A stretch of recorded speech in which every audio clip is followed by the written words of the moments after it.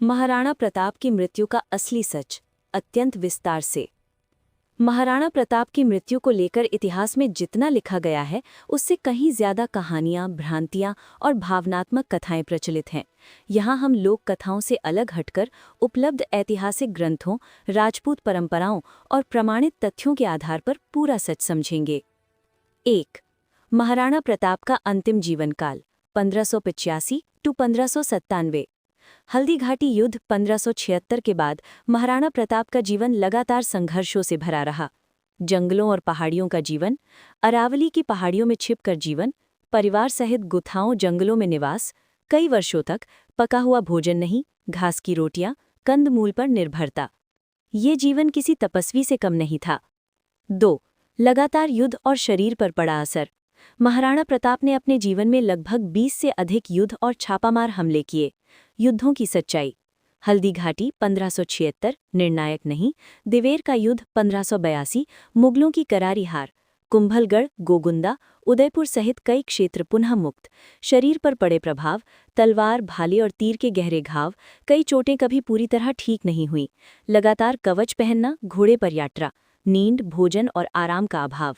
आधुनिक भाषा में कहें तो उनका शरीर ओवर एग्जॉशन और क्रॉनिक इंजरी से जूझ रहा था। 3. चावंड, अंतिम राजधानी और अंतिम दिन। चावंड क्यों महत्वपूर्ण है? 1585 में महाराणा प्रताप ने चावंड को राजधानी बनाया। यहीं से उन्होंने अंतिम वर्षों में शासन किया। यहीं उन्होंने प्रशासन को पुनः गठित किया, सैन्य शक्ति को फिर खड़ा किया। अंतिम बीमारी। इतिहासकारों में मतभेद हैं, पर मुख्य कारण ये माने जाते हैं: आंतरिक चोटें, इंटरनल इंजरीज, पेट या आंतों की गंभीर बीमारी, पुराने युद्ध घावों का बिगड़ना, अत्यधिक कमजोरी और कुपोषण। एक मत निष्कर्ष: कोई हत्या, जहर या मुगल षड्यंत्र का प्रमाण नहीं मिलता। 4. मृत्यु की तिथि और क्षण। तिथि 19 जनवरी 1597 ईस्वी, आयु लगभग 56 वर्ष, स्थान चावंड। कहा जाता है कि अंतिम समय में वे पूर्ण होश में थे। 5. अंतिम उपदेश जो इतिहास बन गया। मृत्यु से पहले महाराणा प्रताप ने अपने पुत्र अमर सिंह को बुलाया। ऐतिहासिक कथन। राजस्थानी परंपरा अनुसार, मेवाड़ की धरती को कभी मुगलों के चरणों में मत झुकने देना, चाहे घास की रोटी खानी पड़े, पर आत्मसम्मान मत छोड़ना। ये कोई साधारण वाक्य नहीं, बल्कि राजपूत स्वाभिमान का संविधान था। 6. क्या महाराणा प्रताप कभी हारे? नहीं, इतिहास स्पष्ट है। वे कभी बंदी नहीं बने, उन्होंने कभी अकबर के दरबार में सिर नहीं झुकाया। उनकी मृत्यु स्वतंत्र राजा के रूप में हुई। ये बात उन्हें बाकी समकालीन राजाओं से अलग बनाती है। 7. मृत्यु के बाद मुगलों की प्रतिक्रिया।